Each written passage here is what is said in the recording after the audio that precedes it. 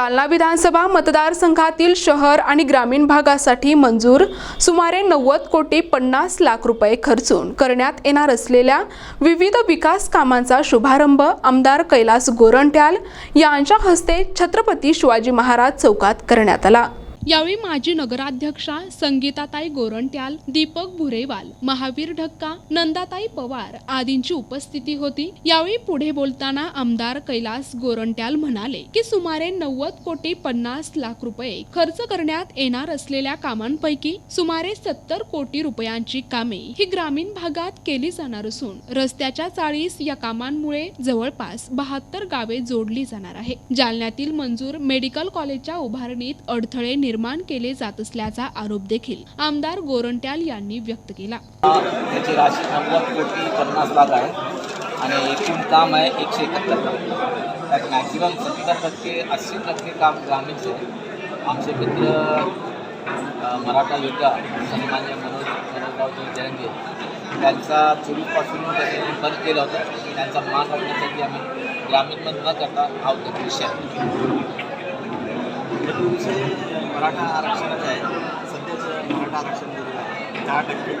नाही जे मनोजजी जरंगेंनी जे डिमांड केली सरकारने त्याचं परिपूर्ण केलेलं नाही का? त्याने सध्या सोयऱ्याचं काय केलं नाही।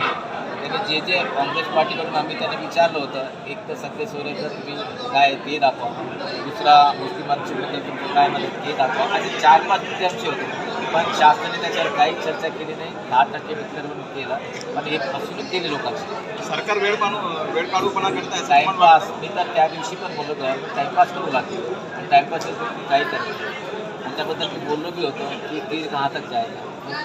सर्वांना मध्ये डबल रिपीट करत नाही। दुसरा असं काम होतं की आपला जे मेडिकल कॉलेज आहे सर्वे नंबर 54 इथं आम्हाला जे मेडिकल कॉलेजच्या नावाने जे जगत आहे त्यात कोणाचाही संबंध नाही। पण 54 फार मोठा एरिया त्याच्यासमोर लोकांना दिलेली आहे।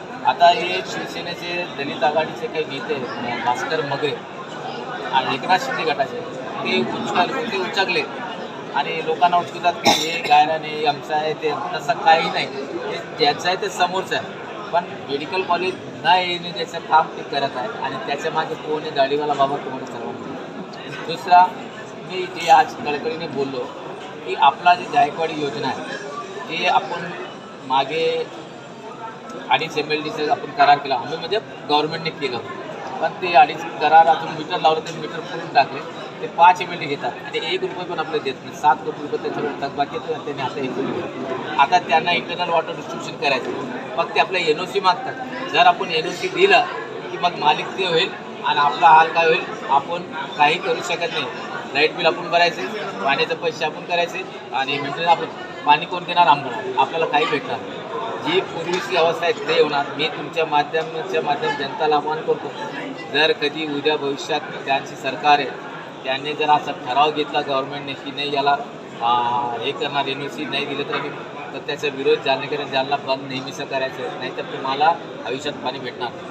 प्रतिनिधी नाझीम मनियार, NTV न्यूज मराठी, जालना।